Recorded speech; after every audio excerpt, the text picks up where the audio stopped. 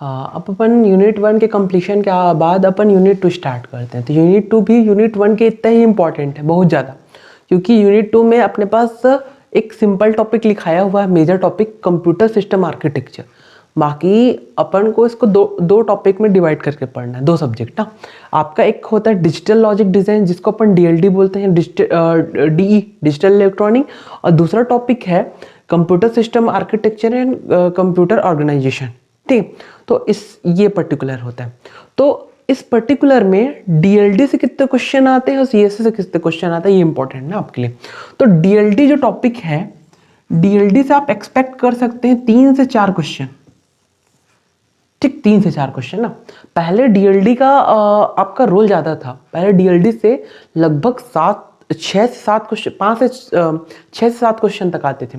बाकी अब time changes होते साथ साथ CSA का रोल ज़्यादा बढ़ चुका है अपने पेपर में। तो CSA से अभी अपने पास करंट में कितने क्वेश्चन आते हैं CSA से? आपके पास क्वेश्चन आते हैं 6 से 7 क्वेश्चन अकेले CSA से आते हैं।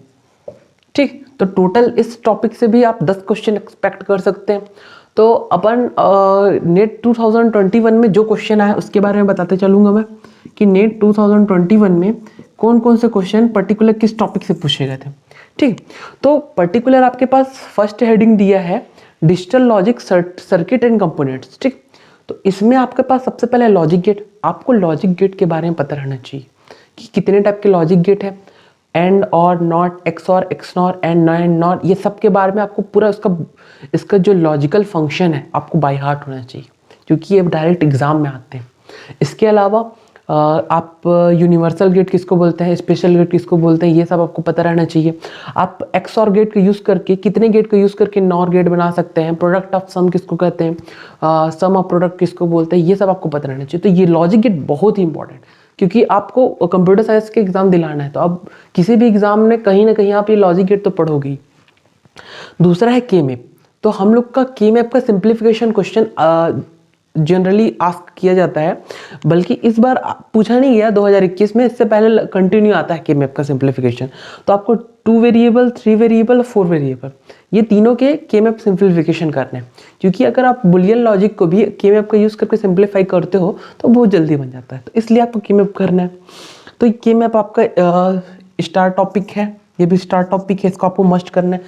अब कॉम्बिनेशनल सर्किट और सिक्वेंशियल सर्किट, तो आप एक पॉइंट याद रखना कि इस बार बहुत दिन बाद कॉम्बिनेशनल सर्किट का 2 क्वेश्चन आया था।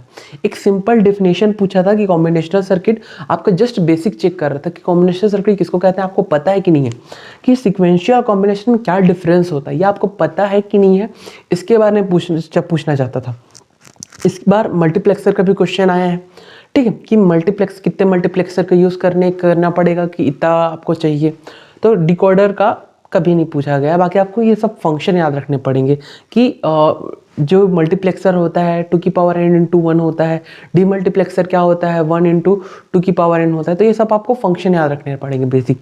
अब लास्ट सिक्वेंशियल सर्किट के अंदर सब टॉपिक है काउंटर। तो काउंटर से क्वेश्चन आपको जनरली आस्क होते हैं, आपको काउंटर का टॉपिक को बहुत अच्छे से करना है, सिक्वेंशियल टॉपिक सर्किट को अच्छे से करना है, असिंक्रोनस काउंटर किसको बोलते हैं, रिपल काउंटर किसको बोलते हैं, ये सब आपको याद रहना चाहिए। जेके काउंटर, काउंटर के अंदर आपको बेसिक जो काउंटर है, SR काउंटर, D काउंटर, जेके काउंटर, T काउंटर, सॉरी ये फ्लिप फ्लॉप है, ये फ्लिप फ्लॉप है पर्टिकुलर, ये फ्लिप फ्लॉप है पर्टिकुलर।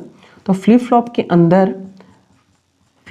अंदर SR flip flop, D flip flop, JK flip flop, T flip flop, इसका यूज करके अपन क्या करते हैं, काउंटर इंप्लीमेंट करते हैं, है ना। तो आपको ये पता रहना चाहिए फ्लिप फ्लॉप का पूरा फंक्शन क्या है, आपको याद रहना चाहिए। अगर आपको इस पर्टिकुलर यूनिट में यह करना है तो इतने टॉपिक आप कर लिए, मोर देन सफिशिएंट। तो आप इस पर्टिकुलर टॉपिक से आप एक्सपेक्ट कर सकते हो आपको 2 से 3 क्वेश्चन आते हैं। ठीक, 2 से 3 क्वेश्चन आप एक्सपेक्ट कर सकते हो।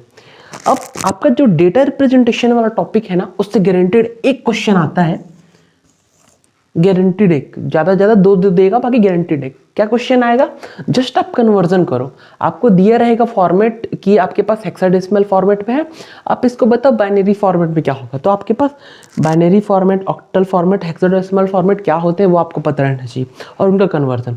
उसके साथ साथ अभी फ्लोटिंग पॉइंट रिप्रेजेंटेशन का क्वेश्चन नहीं आ रहा है। पिछले 2 पेपर से मैंने देखा हूँ कि फ्लोटिंग पॉइंट का कोई क्वेश्चन आते हुए। तो आप तो अभी इसको फॉरगेट नहीं कर सकते, इसका क्वेश्चन गेट में आस्क होता है, तो आप इसको करके जाओ पेपर के लिए अगर आप कर रहे हो इस टॉपिक को, वरना छोड़ सकते, कोई दिक्कत नहीं। ठीक है, तो फिर अब अपन ये पर्टिकुलर टॉपिक डीएलडी कंप्लीट हुआ।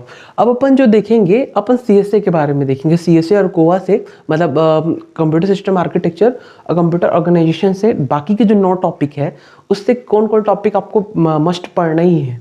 ठीक है, तो अपन यूनिट 2 में डीएलडी पार्ट कंप्लीट कर चुके हैं ना। अब अपन सीएसए और कोवा के पार्ट को देखते हैं। तो इस पार्ट से आप एक्सपेक्ट कर सकते हो 6 से 7 क्वेश्चन। अब इसमें अपना मेजर टॉपिक है register transfer and micro operation. इससे बेसिक क्वेश्चन बनता है आपको स्टेटमेंट। तो आपको एक पॉइंट अपने माइंड में क्लियर रखना है कि आपको पीएचडी नहीं करना है किसी भी टॉपिक का। बेसिक आपको बस थ्योरिकल पढ़ना है। न्यूमेरिकल में बताऊंगा किस टॉपिक से पूछा जाता है। और आप ये मान के चलिए, अगर आप नेट की तैयारी कर रहे हो तो उसमें पूरा थ्योरिकल बस पढ़ना है आपको, वो भी सिर्फ ऊपर ऊपर से। जस्ट आपको मेन टॉपिक की हेडिंग देखनी है, उसके बारे में आपको इन्फॉर्मेशन होना चाहिए कि पर्टिकुलर रजिस्टर ट्रांसफर क्या होता है, माइक्रो ऑपरेशन क्या क्या होता है, बस। उसके अलावा आपको अंदर डीप पे घुसने की जरूरत नहीं। अगर आप गेट की तैयारी कर रहे हो तब इसको पूरा डीप से पढ़ो, कोई दिक्कत नहीं। अब आप देखो, सेकेंड टॉपिक है बेसिक कंप्यूटर ऑर्गेनाइजेशन, उसके डिजाइन। तो कंप्यूटर रजिस्टर, कंप्यूटर के इंस्ट्रक्शन साइकिल क्या होता है, इंटरप्ट क्या होता है, इसके ऊपर बेसिक क्वेश्चन आते हैं। इंटरप्ट के बारे में पूछ देते हैं, इनपुट आउटपुट इंटरप्ट क्या होता है, इंस्ट्रक्शन साइकिल में कितने फेसेस होते हैं, वो सब आपको इंपॉर्टेंट है, इसको आपको याद करना है बेसिक को। देन आपके पास जो programming the basic computer, machine language, assembly language, मतलब ये बेसिक्स है, एकदम बेसिक। ये कभी पूछा नहीं जाएगा पेपर में, बाकी आपको पता रहना चाहिए कि मशीन लैंग्वेज क्या है, असेंबली लैंग्वेज क्या है, उनका काम कैसे होता है, ये सब। फिर अपन माइक्रो प्रोग्राम कंट्रोल क्या होता है। तो एक 2 टाइप के होते हैं सीपीयू में, कंप्यूटर ऑर्गेनाइजेशन में, हार्डवेयर और माइक्रो प्रोग्राम। इसके बारे में आपको बेसिक डेफिनेशन और पता रहना चाहिए किसके अंदर क्या आता है, तो इसके बारे में लिख लिया। फिर आपके पास सीपीयू है, सीपीयू में एड्रेसिंग मोड बहुत इंपॉर्टेंट टॉपिक है। आपको सीपीयू के अंदर एड्रेसिंग मोड को बहुत घुस के पढ़ना है।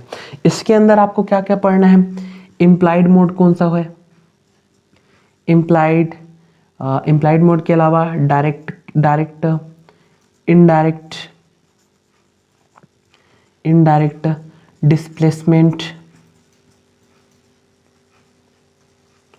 डिस्प्लेसमेंट और इंक्रीमेंटल मोड, डिक्रीमेंटल मोड, जितने भी मोड आप पढ़ सकते हैं। डिस्प्लेसमेंट के अंदर आपको index mode, index register, base register mode जो होते हैं वो सब पढ़ना है। और आपको हर एक चीज़ का एग्जांपल याद रखना है कि पर्टिकुलर अगर मैं बोल रहा हूँ कि अगर मेरे को लूप चला रहा हूँ ना, तो लूप के लिए अपन क्या यूज़ करेंगे, इंक्रीमेंटल मोड। आपको पता रहना चाहिए कि लूप में एक आगे एक पीछे होता है, तो वो आपको पता रहना चाहिए। वैसे ही इंडेक्स, एरे के लिए मैं क्या चीज़ का यूज़ करता हूँ, इंडेक्स का यूज़ करता हूँ, ये चीज़ भी आपको याद रहना चाहिए। तो पर्टिकुलर आपको ये सब चीज़ याद रखनी चाहिए, बेसिक ना। फिर आपके पास आ गया पाइपलाइनिंग। तो ये जो टॉपिक है, आप इस टॉपिक से अक्सर क्वेश्चन एक्सपेक्ट कर सकते हो। और दूसरा पाइपलाइनिंग से आप न्यूमेरिकल क्वेश्चन एक्सेप्ट कर सकते हो, न्यूमेरिकल फार्मूला, ये सारे क्वेश्चन किससे आते हैं, पाइपलाइनिंग टॉपिक से। तो आपको पाइपलाइनिंग में बेसिक आपको पूरा पता रहना चाहिए कैसे मतलब कैसे पाइपलाइनिंग होती है, पूरा क्यों पाइपलाइनिंग का यूज़ करते हैं, ये सब। फिर लास्ट टॉपिक है इनपुट आउटपुट ऑर्गेनाइजेशन में डायरेक्ट मेमोरी एक्सेस और मोड ऑफ ट्रांसफ़र। तो जो भी मोड ऑफ ट्रांसफ़र है वो आपको पता रहना चाहिए, उसके साथ साथ डायरेक्ट मेमोरी एक्सेस। अब पर्टिकुलर इस यूनिट का लास्ट जो टॉपिक बचा हुआ है उसको अपन देखते हैं। तो अपन जो लास्ट टॉपिक देख रहे हैं सीएसए के, वो लास्ट 2 टॉपिक है मेमोरी हायरार्की और मल्टी प्रोसेसर। तो अपन इसमें देखते हैं कि मेमोरी हायरार्की जो होता है उसमें जो आपका कैश मेमोरी है, कैश मेमोरी में अपन बहुत ही इंपॉर्टेंट है कैश मेमोरी। आप इस टॉपिक को छोड़ ही नहीं सकते। इसका क्वेश्चन बेसिक कि कैश मेमोरी में आपका क्या आ गया, कैश मैपिंग कराते हैं। कैश मैपिंग 3 टाइप की मैपिंग होती है, direct mapping, base direct mapping होती है।